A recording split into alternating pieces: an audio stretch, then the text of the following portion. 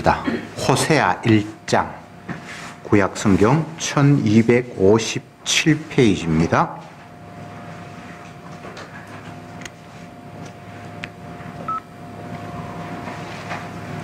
호세아 1장 1절부터 마지막 절까지 교독합시다. 우시야와 요담과 아하스와 히스기야가 이어 유다 왕이 된 시대, 곧 요아스의 아들 여로보암이 이스라엘 왕이 된 시대에 브에리의 아들 호세아에게 임한 여호와의 말씀이라. 여호와께서 비로소 호세아에게 말씀하시니라. 여호와께서 호세아에게 이르시되 너는 가서 음란한 자식을 죽여 음란한 자식을 낳으라. 이 나라가 여호와를 향하여 크게 행함이니라. 이에 저가 가서 디블라임의 딸 고멜을 취하였더니 저가 잉태하여 아들을 낳음에 여호와께서 호세아에게 이르시되 그 이름을 이스라엘이라 하라. 조금 후에 내가 이스라엘의 이름을 예후이스에 바꾸며 이스라엘 전 나라를 회복할 것이니라.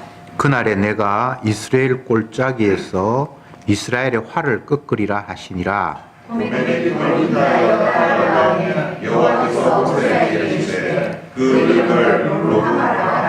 내가 다시는 이스라엘 족속을 긍휼히 여겨서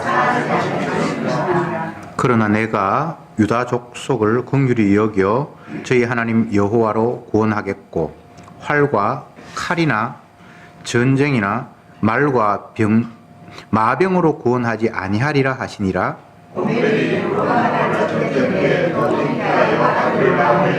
여호와께서 이르시되 그 이름을 로암니라 하라. 너는 내 백성이 아니요 나는 너희 하나님이 되지 아니할 것임이니라.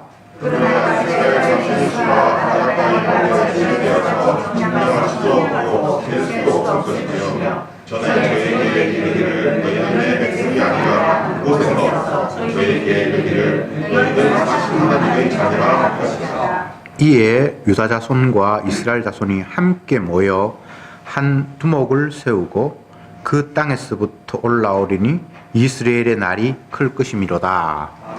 아멘. 이제 오늘부터 호세아 말씀을 이제 보겠습니다.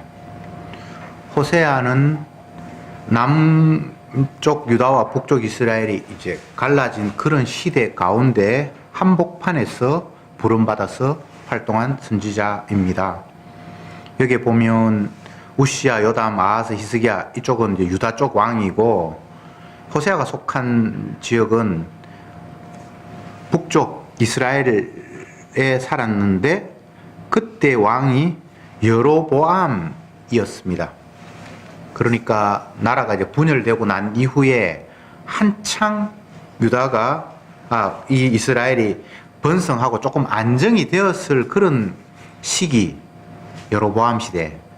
여기 여로보암은 여로보암 2세입니다. 분열될 때 첫 번째 왕이 여로보암이었잖아요. 그때 말고 한참 지났어.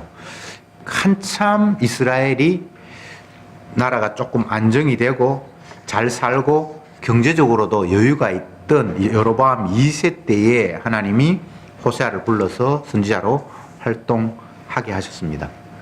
그런데 이상한 명령을 선지자에게 내리셨습니다. 음란한 아내를 취하여 음란한 자식을 낳아라, 이렇게 말씀을 하셨습니다. 원래 선지자나 제사장은 음란한 여인하고 결혼하면 안 돼요. 심지어는 한번 결혼하고 남편이 죽고 과부하고 결혼해도 안 되고, 굉장히 하나님께서 성결을 위해서 깨끗한 처녀만 결혼 대상이 되도록 말씀을 하셨는데, 이 호세아에게 말씀하신 내용을 보면 하나님의 언약의 자기 모순이랄까요? 그런 이상한 명령을 내리시는 거예요. 모세에게도 하나님께서 말씀하셨죠. 이방 여인, 흑인 여자와 결혼을 해라.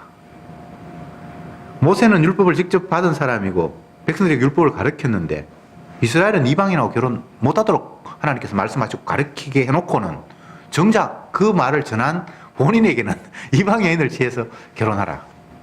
이 호세아도 정말 이상한 명령, 하나님의 평소의 그 지론과는 반대가 되는 그런 결혼을 시켰습니다. 그러니까 이제 성경이 어려운 거예요. 어떨 때는 이렇게 말씀하셨다가 어떨 때는 저렇게 말씀하셨다가, 그래서 하나님의 말씀을 종잡을 수 없다, 일관성이 없다, 뭐 이렇게 평하는 사람도 있습니다. 어쨌건 주님은 명령을 하셨습니다. 엄난한 여인과 결혼해라. 그리고 엄난한 자식을 낳아라. 하나님의 명령이 떨어졌으니까 명령에 순종할 수밖에 없었겠죠. 그래서 엄난한 여인 가운데 고멜이라는 여인을 만나서 결혼을 했습니다. 그런데 자녀를 여기 보면 3명을 낳게 되는데 한 사람 한 사람 낳을 때마다 하나님이 직접 이름을 지어 주셨습니다. 우선은 그 이야기 하기 전에 하나님이 호세아에게 엄난한 여인을 취해서 엄난한 자식을 낳으라고 하신 이유를 설명을 해 주셨습니다. 지금 네가 살고 있는 이 땅, 이스라엘이 얼마나 개판인가를 내가 보여주기 위해서 너를 엄난한 여인과 결혼하게 했다. 이렇게 말씀을 하시는 거예요. 선지자라는 사람은 하나님의 계시를 온몸으로 보여주는 시청각 교재라고 보면 됩니다. 이 사람이 하나님의 말씀을 가르치는 것도 물론 있습니다만 자기의 삶, 온 삶을 통해서 하나님의 계시가 어떤 것인가를, 여호와 하나님이 어떤 것인가를 보여주는 실물 교재 같은 인물이 호세아입니다. 왜 엄난한 여인과 결혼을 해야 한다고요?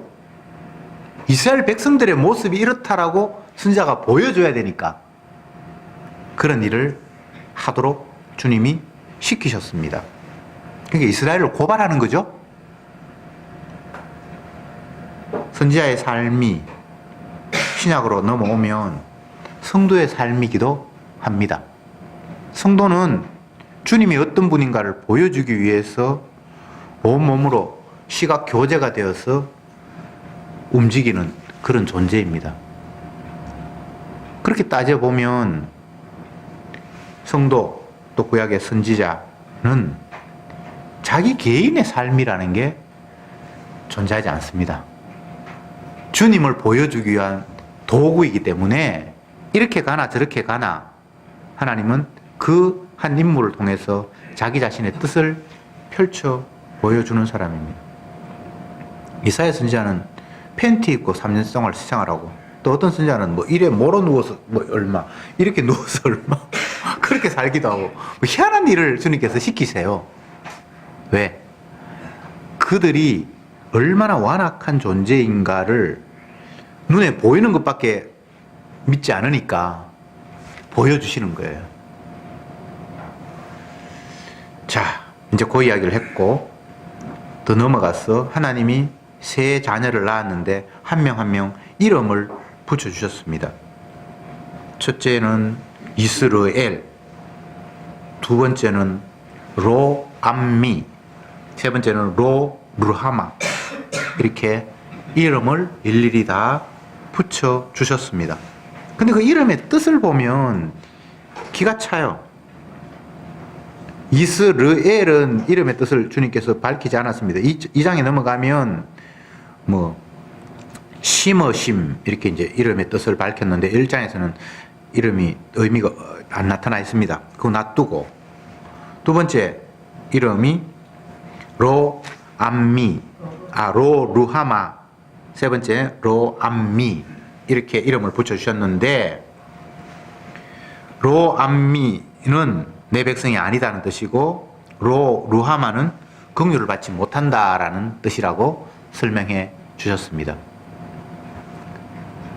참 이름이 이렇게 붙여지는 거는 사람은 결코 할 수 없는 일이잖아요. 부모가 자녀를 낳아서 너는 하나님의 백성이 아니야, 너는 긍휼이 없어, 이렇게 이름을 붙인다는 것 자체가 인간에게는 있을 수 없어요. 너 저주받아야 돼 이 말이에요. 하나님이 참 무섭죠. 선지자 입장에서 생각해 봅시다. 창녀하고 결혼을 했는데 애가 태어났어. 근데 애 이름을 저주받을 놈이야 이렇게 지어. 그러면 우리는 이 이름의 의미들을 뭐 이렇게 굳이 해석해야 알지만 이 이스라엘 사람들은 그냥 그 부르는 그 자체가 해석이잖아요. 날마다 이름 부르는데 저주받을 놈, 멸망받을 놈. 이게 참 기가 찬 노릇이죠.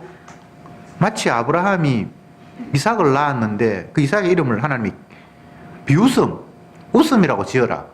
네가 나를 비웃었잖아. 그래 날마다 비웃음. 지 아들 부를 때마다 내가 하나님의 말씀을 못 믿고 비웃었다라는 게 계속해서 평생 내 죄를 지적함으로 따라다니는 거잖아요. 정말 주님이 무서운 분이에요. 안 좋은 거는 빨리 잊고 싶고 숨기고 싶은 게 인간의 마음인데 주님은 평생을 자녀 이름을 그렇게 붙여줬다는 것은 날마다 그걸 반복시키는 그런 학습 효과가 있죠. 참 하나님이 악취미를 가져도 보통 악취미가 아니에요. 여러분들은 자녀 이름을 결코 그렇게 짓지 않죠. 제가 늘 존경하는 이건호 목사님은 따님의 이름이 진주입니다. 진주. 성경에 그 자녀들이 진주와 같이 아름답고 그런 본문이 있어요. 근데 그 사모님의 이름은 자기가 지은 게 아닌데 그 사모 이름은 현숙입니다. 현숙. 그건 또 그 아버지가 목사이기 때문에 현숙한 여인. 그래서 다 성경에 나오는 이름입니다. 얼마나 좋게 되기를 원하는 그런 마음. 예. 물론 그런 의미를 지은지 그건 모르겠습니다만 어쨌든 사람은 자기가 이름을 지으려고 한다면 저주받을 놈, 하나님 백성 아니야 이런 식으로 이름 짓는 사람은 미친 사람이죠. 근데 주님은 미친 짓을 선지자에게 시키는 거예요. 요 시점에서 이름을 하나님이 지으셨다라는 의미를 다시 한번 생각해 보아야 할 것은 인간은 자기 행동에 따라 삶이 규정되는 것이 아니라 이미 주님이 규정하시고 태어났다는 겁니다. 굉장히 무섭죠. 아담이라는 이름을 하나님이 지으셨는데 흙이라는 거예요. 사망. 그는 아무리 오래 살아도 그냥 흙이고 사망이에요.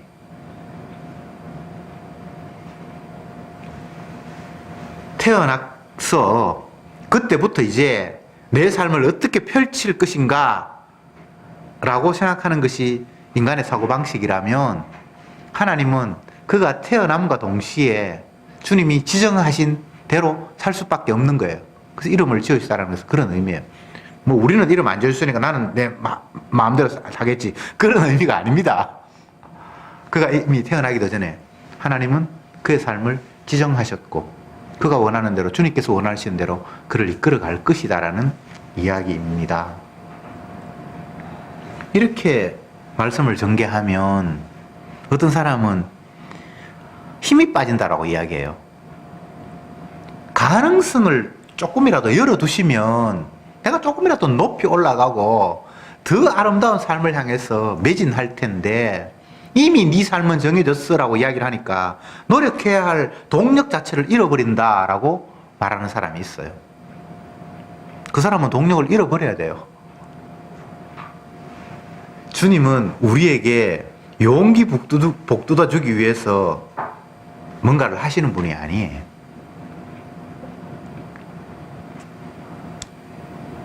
제 아이가 최근에 유튜브에 자기를 PR하는 걸 만들어서 올렸어요. 자기는 훌륭한 목소리를 가진 사람이고 어쩌고하면서 어쨌든 그렇게 만들어서 올렸어요. 아마 이제 앞으로 독립해서 나가면 그게 이제 명함을 돌리는 거고 장사를 해야 되니까 이제 그쪽 세계 사람들은 그렇게 자기를 PR하는가 봐요.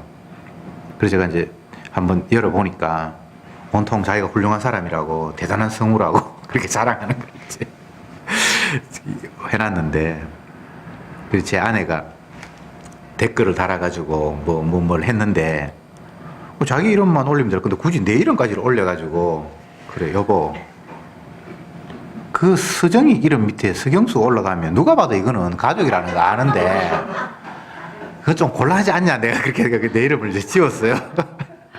그러다가 뭐 자기도 그 문구가 좀 젊은 세대의 트렌드에 맞지 않게 너무 올드하다 이렇게 생각해서 자기 것도 지운 거예요. 그러니까 이제 우리 아이가 엄마 아빠 이름이 올라간 것도 보고 또 좀 보니까 지워졌던 이름도 본 거예요. 그래서 이제 카톡이 왔어요. 이름을 올렸다고 왜 지웠냐고. 그래서 내 이름이 지워진 거는 이런 이유 때문에 내가 지우라고 했는데 너네 엄마가 자기 이름 지운 거는 내가 이유가 모르겠는데 나중에 다시 올리라고 할게. 내가 이제 그렇게 이야기를 했어요. 그러니까 아니요 굳이 그렇게 할 필요는 없고요. 왜 올렸다가 다시 지웠는지 궁금해서 자기가 물어보는 거라고. 그래서 제가 이렇게 또 답을 달았어요. 아들에게 용기를 주고 싶은 부모의 마음이다. 내가 이제 그렇게 답을 달았어요. 그러니까 고맙습니다. 그렇게 얘기를 했는데 어쨌든 부모의 입장에서는 자녀에게 뭐 용기도 북돋워 주고 싶고 뭔가 하려고 하는 일에 격려가 되고 했으면 좋은 게 인간의 마음이잖아요. 근데 주님은 자기 백성에게 그런 마음이 없어요.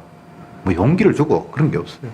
만약에 용기를 주려고 하면 호세아에게 그 자녀 이름을 그런 식으로 그딴 식으로 지어서 주지 않겠죠. 네가 출신은 미약하지만 창녀에게서 태어난 그런 더러운 출신이지만 앞으로는 내가 너를 변화시키겠다. 네 시작은 미약하나 나중은 뭐 창대하리라. 뭐 이런 식의 이름을 지어 주셔야 될 것 같은데 그래야 뭔가 인간에게 용기를 주고 앞으로 좀 잘 살도록 부추기기도 할 것 같은데 주님은 그런 마음이 없어요. 그런 마음이 없다기보다는 인간은 그렇게 해서 용기를 북돋우는 식으로 해가서 뭐 바뀌고 하는 존재가 아니에요. 이런 이야기 들으니까 힘이 빠집니까? 선악과를 따먹은 우리는 선악적인 생각으로 뭔가를 판단하고 말하고 행동하기 때문에 자연스럽게 뭔가 용기를 줘야 되고 뭔가 더 힘있게 나아가기 위해서 부추겨야 되고 이런 사고방식을 떨쳐버릴 수가 없어요. 그거 없는 사람은 이상한 사람. 원래 다 있어요. 그래서 그냥 그렇게 살아가는 거예요. 덕담하고 용기 주고 아이고 잘한다 그러고 뭐 그렇게 그냥 살아가는 거예요. 그런데 성경을 보니까 그렇게 해서 용기 얻어서 바뀌는 인생이 아니라고 지금 말씀을 하고 계시는 거예요.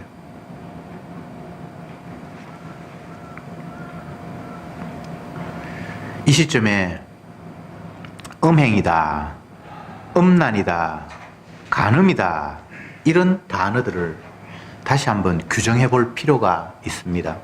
하나님이 이스라엘 백성들을 음행한 백성이라고 규정을 하셨고 그 사실을 만방에 폭로하고 지적하기 위해서 선지자를 세워서 음란한 여인과 결혼시켰습니다. 이스라엘 백성들의 모습이 지금 호세아와 고멜에 결혼한 것처럼 그런 삶이다 라는 거잖아요. 그러면 주님이 생각하실 때 음란이라는 것은 도대체 무엇일까? 이스라엘 백성들 지금 여로보암 2세 때 이스라엘 백성들이 살아가는 모습이 전부 다 남편들이 바람 피우고 뭐 창녀집에 덜랑거리고 그랬다라는 이야기인가? 그것과는 개념이 좀 달라요. 주님께서 규정하시는 음란이라는 것은 하나님의 개입 없이 독자적으로 행동하는 것을 음행이다, 음란이다 라고 말씀하시는 거예요. 주님의 시키심 없이 주님이 계신다는 사실을 까맣게 잊어버린 채 자기 마음대로 행동하는 그 자체를 음행이라고 규정하시는 거예요. 지금 북쪽 이스라엘은 하나님이 지시가 없이 자기 속에는 옳은 대로 하고 있는 거예요. 그럴 때 그것을 주님은 너희들은 음란하다라고 말하고 있는 거예요. 그냥 뭐 바람 피운다 이런 개념하고 다른 개념입니다. 그러면 예수님께서 신약시대에 간음이라고 말씀하실 때 간음이 뭡니까? 물으니까 뭐 이렇게 말씀하셨다. 아내 외에 다른 사람들에게 마음이라도 품는 것을 간음이라고 말씀하셨다. 그러니까 부부 관계에서만 간음이 성립이 되는가 이렇게 생각을 하는데 그게 아니에요. 범위가 점점 더 깊어지고 넓어져서 예수님은 성도의 신랑이고 성도는 그분의 신부인데 주님을 생각하지 않고 지 마음대로 행동하는 그 자체가 간음인 거예요. 그러니 이 호세아에게 지적하셨던 이스라엘 백성들의 시대가 특별히 완악한 시대라고 말하지 못하게 우리 모두가 그냥 이렇게 살아가고 있어요. 하나님을 의식하고 살아갑니까? 주님이 우리의 신랑이라는 사실을 인정하면서 살아갑니까? 그분이 시켜서서 내가 행동하고 그럽니까? 대부분은 아니잖아요. 주님 없이 내가 판단해서 행동하잖아요. 근데 그걸 주님은 음행하다, 음란하다라고 이야기하시면서 호세아를 통해서 가늠한 여인과 결혼하도록 우리의 모습을 보여준 거잖아요. 다시 말씀드립니다. 여로보암 2시대에 특별히 더 음란한 것은 아닌 거예요. 우리의 모습이고 우리의 일상이에요. 근데 주님이 우리에게 너희들은 음행하고 있다라고 말씀을 하시는 거예요. 사도 바울이 베드로가 베드로전서에서 글을 쓰면서 이런 구절을 말씀하셨어요. 너희가 말할 때에는 하나님께서 시켜서 말씀을 하는 것 같이 하고 너희가 봉사할 때는 하나님이 공급하시는 힘으로 하는 것처럼 해라. 이 모습이 음행하지 않은 모습인 거예요. 말을 해도 주님께서 뭔가 시켜서 말하는 것 같이 하고 봉사를 해도 주님이 힘을 주셔서 하는 것 같이 하고 이거는 내 독자적인 것이 아니잖아요. 주인이 따로 계신다라는 거잖아요. 나를 이끄시고 인도하시는 분이 따로 계시는 것처럼 행동하고 말하는 것이다. 이게 성도다 라고 이야기했잖아요. 그게 이제 간음과 이제 반대되는 거죠. 말을 하는데 행동을 하는데 주님이 나에게 시켜서 하는 것이 아니라 그냥 내가 판단해서 말하고 내가 판단해서 행동한다면 이게 간음이라는 거예요. 주님이 어떤 시대에 선자를 보내서 그들의 죄를 까발릴 때에 이때 진짜 악했구나 이렇게 남의 이야기처럼 넘겨볼 수가 있는데 그게 아니라 그냥 우리의 일상의 모습이에요. 노아에게 방주를 만들라고 지시하셨고 하나님께서 방주 안에 들어가지 못하는 생명들은 물로 다 쓸어버리겠다라고 말씀하셨을 때 시대 상황을 어떻게 설명하고 있는가 하면 그들이 먹고 마시고 시집가고 장가가고 사고 팔고 했다 이렇게 말씀하셨어요. 특별한 겁니까? 아니잖아요. 그냥 우리 일상이잖아요. 지금 호세아를 통해서 북쪽 이스라엘이 이렇게 음행했으니까 너희들은 저주받을 백성들이다. 로하마, 로암미. 긍휼이 없어. 너희는 내 백성이 아니야. 이게 특별히 이들이 악해서 그런 겁니까? 그냥 우리 일상에 하나님 없이 하나님 계시겠지만은 평소에 생각하고 말하고 행동하는 게 주님께서 시키셔서 주님을 의식하고 하는 거 아니잖아요. 그냥 내 계산에 이렇게 하면 저 사람이 좋을 것 같고 이렇게 하면 내가 칭찬받을 것 같고 이렇게 하면 나에게 조금이나마 유익이 될 것 같으니까 그냥 하는 행동이잖아요. 무심코. 근데 주님이 그것을 음행이라고 말씀하신 거예요. 요즘 우리 사회에서 이슈가 되는 게 연예인 어떤 아이가 음란한 짓을 해서 그것을 동영상으로 유포하고 그들 가지고 조롱하고 이것 때문에 온 사회가 지금 난리예요. 그런 것만 음행이라고 하면 나는 해당 사항이 없구나. 나는 저주받을 백성이라고 말 안 해도 되겠구나라고 건너갈 것 같은데 호세아에게 이야기하신 음행이라는 것은 그런 게 아니란 말이죠. 그러니까 이게 보통 심각한 문제가 아니에요. 여러분의 결혼이 음란한 사람과의 만남이었고 여러분이 낳은 자식이 저주받을 놈, 긍휼 못 받을 놈이라고 지금 성경을 통해서 우리에게 말씀하고 계시는 거예요. 그렇다면 저주받을 우리가, 주님의 백성도 아닌 우리가 복을 달라, 천국을 넣어달라, 내 문제 해결해 주옵소서 라는 논리가 형성이 될 수가 없는 거예요. 그렇지 않나요? 내가 엄란한 사람과 결혼을 해서 엄란한 아이를 낳았고 주님은 그에게 이름을 붙여주면서 이거는 내 백성 아니야, 이놈은 저주받을 놈이야 라고 규정해버린 이 상황 속에서 우리가 하나님 복 주세요, 내가 왜 삶이 이렇게 힘듭니까? 이런 말을, 논리를 끄집어낼 틈바구니가 아예 없어져 버리는 거잖아요. 여러분은 여러분 자신을 그런 존재로 규정하고 삽니까? 아무도 그런 사람 없어요.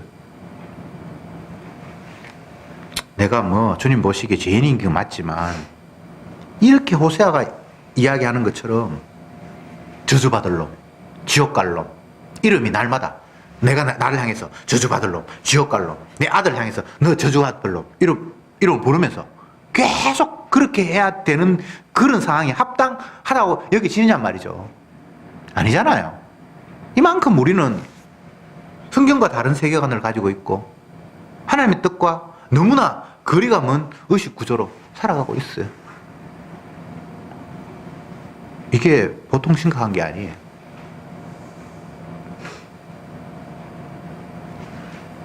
손자병법이라는 책에 지피지기면 백전백패다, 백전무패다, 백전백승이다라고 말하는 사람도 있고 백전무패다라고 말하는 사람도 있는데 그건 학자에 따라 달라요. 어쨌든 100번 싸워서 지지 않는다라는 이야기가 원의미다라고 많은 사람들이 이야기를 하는데, 나를 알고 상대를 알면 전쟁에서 패하는 법은 없다라는 이야기잖아, 그죠? 일리가 있는 말인데, 그런데 이 세상에서 자기를 아는 사람이 있을까요? 오늘 이 호세아 1장을 펴놓고 하나님은 우리를 너 저주받을 놈이야, 지옥 가야 돼 라고 규정을 하고 계시는데 정작 우리는 그런 식으로 나를 규정하지 않잖아요. 그러니까 내가 나를 모르는 거죠. 은혜를 주옵소서, 복 주옵소서, 이런 문제가 있는데 해결해 주옵소서. 도대체 자기 자신을 모르기 때문에 하는 이야기잖아요. 무엇을 먹을까, 무엇을 마실까, 무엇을 입을까, 그런 거 구하지 마라. 그거는 하나님 모르는 사람이 자기가 만든 헛된 신에게 요구하는 거지, 성도가 어떻게 그런 걸 구해? 지가 지를 전혀 모르고 있다는 이야기거든.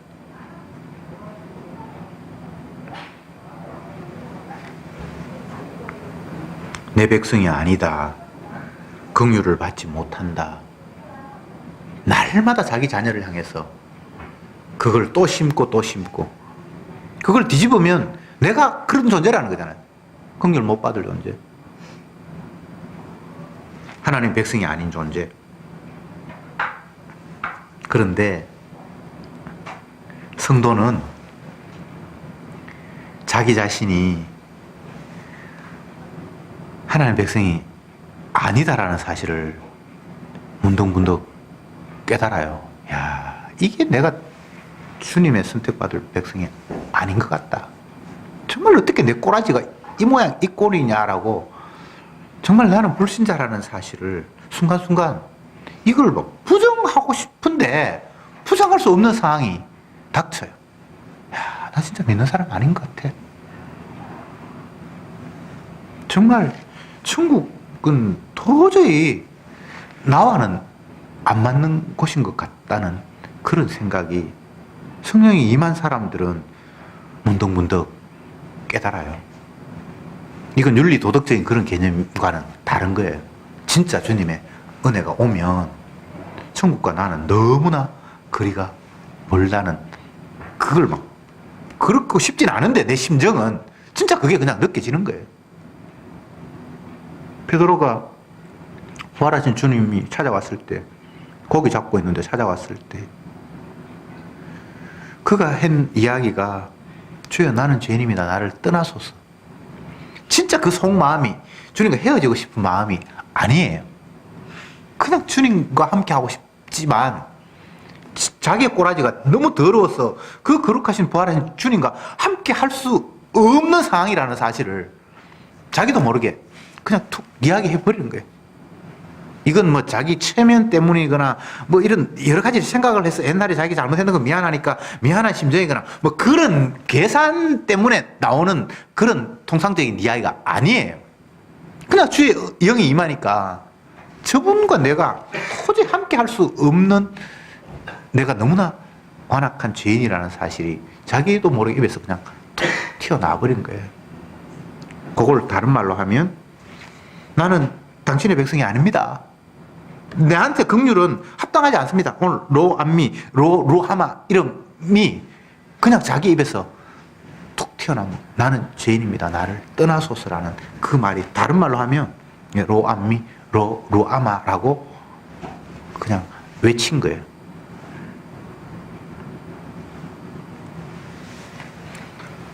그런데 이것까지는 인간들의 반응이라면 10절에 제가 다시 읽어볼게요.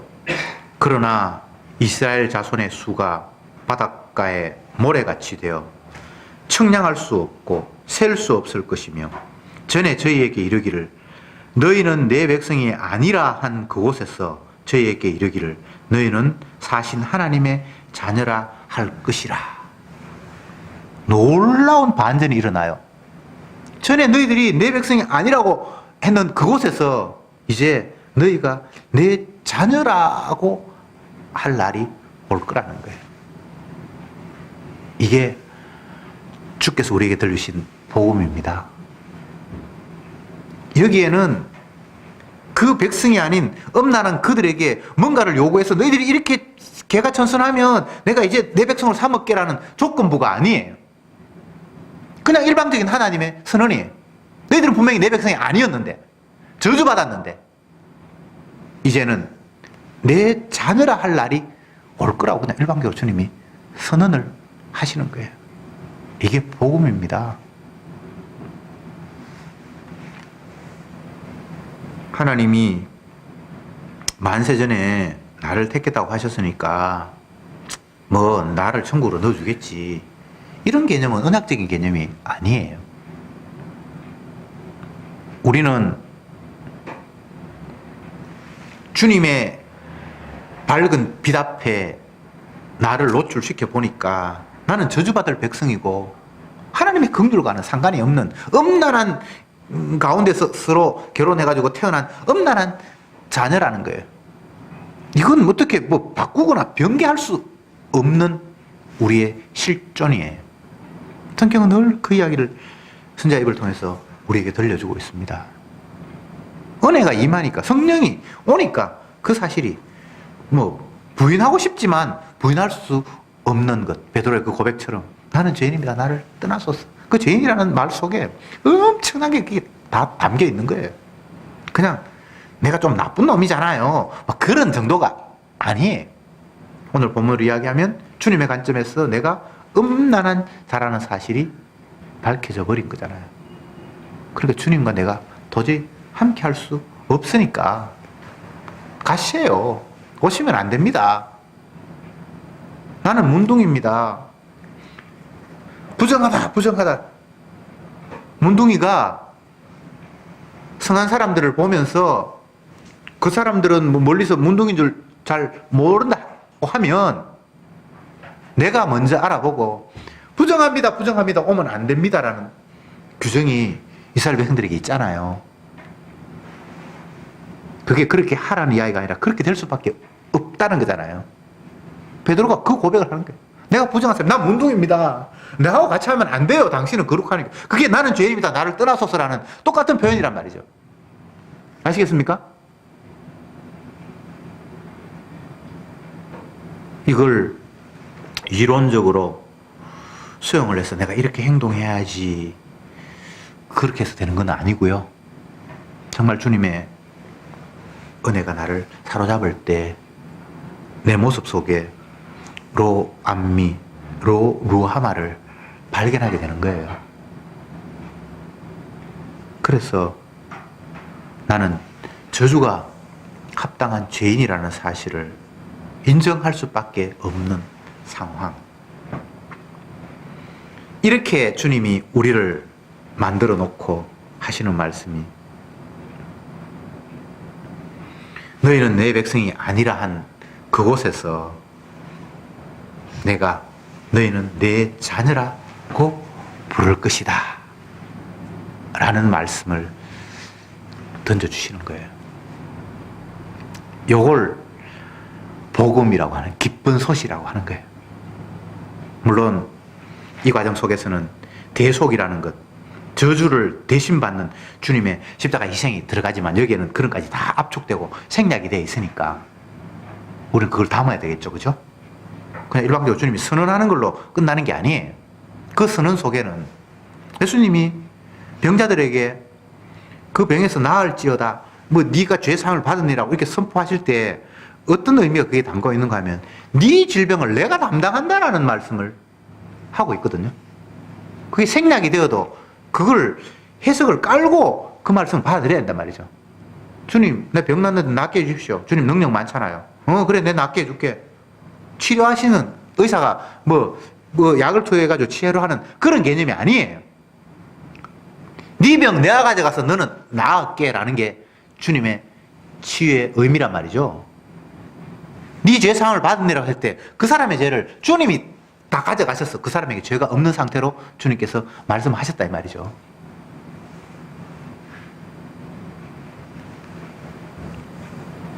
이제 말씀을 정리해 봅시다. 여로보암 2세 시대에 이스라엘 백성들에게 하나님이 너희들은 음란한 세대다 라고 이렇게 얘기했을 때 그들이 더 특별히 개판을 친 거 아니에요. 그냥 우리 일상이에요. 여러분과 제가 살아가는 모습이 그냥 여로보암 시대에 하나님 앞에 규정받는 너희들은 음란해 라고 하는 그런 거이지, 특별히 그들이 더 나쁘다고 여러분 생각하면 아닙니다. 잘못된 겁니다. 그냥 우리의 모습이에요.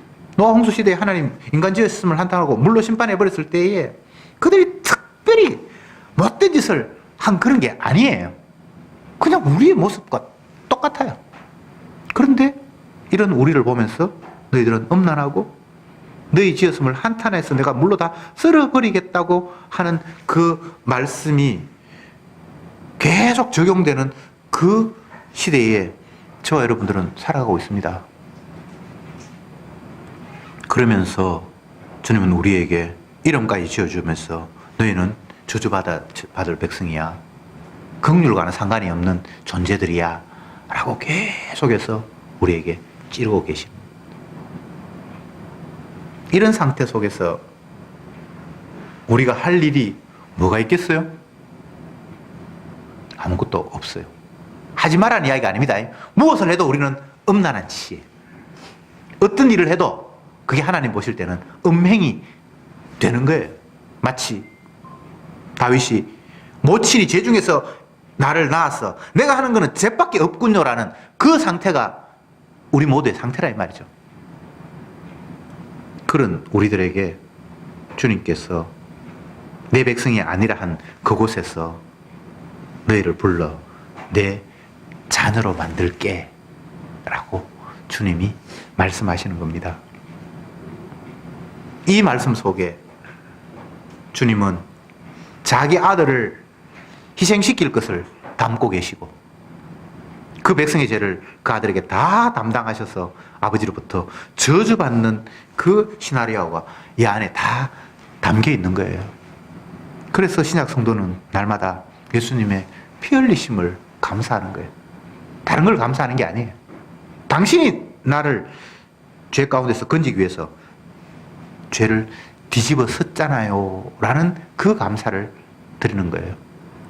요한계시록에 나타난 천국의 모습은 어린 양의 보좌를 보면서 그 어린 양이라는 거, 희생당하신 어린 양, 자기 백성의 죄를 위해서 피 뿌린 걸 상징하는 게 어린 양이잖아요. 그 어린 양 예수님을 그 보좌 영광스러운 자리에 앉아있는데 날마다 찬양한다고 그렇게 되어 있습니다. 어린 양을 찬양한다는 의미가 무슨 말인지 알겠죠? 그냥 예수님을 찬양한다고 돼 있지 않고 죽임당한 어린 양을 찬양한다고 돼 있어요. 대속의 피를 감사하는 거죠. 기도합시다. 주님, 여로보암 시대의 이스라엘의 모습이 주님이 규정하시기에 음란한 시대라고 말씀을 하셨는데 그들이 특별히 우리보다 더 음란해서가 아니라 우리의 모습 그대로를 주님이 음란하다고 규정하셨습니다. 그래서 우리는 긍휼이 해당 사항이 없는 자이고 하나님의 백성이 아닌 저주받을 백성이라는 사실을 알려주셨습니다. 주여, 이 사실이 이론으로만 수용되는 것이 아니라 우리의 삶의 현장 속에서 날마다 깨달아지고 고백하고 인정하면서 주여, 나는 죄인입니다. 나를 떠나소서. 부정하다. 나는 문둥입니다. 저를 가까이 할 수 없어요. 라는 그 깨달음이 저들에게 날마다 터져나오게 하옵소서. 그래서 주님께서 들려주신 복된 소식, 내 백성이 아닌 그 자리에서 내가 너를 자녀로 만들겠다는 이 놀라운 약속의 음성이 감격스럽게 기쁨으로 들려지는 은혜를 저들에게 허락해 주옵소서. 그래서 날마다 대속의 피를 자랑하고 그 십자가의 은혜가 아니면 안 된다는 사실을 인정하고 전하고 감사하는 저들이 되게 해 주옵소서. 예수님의 이름으로 기도드리옵나이다. 아멘.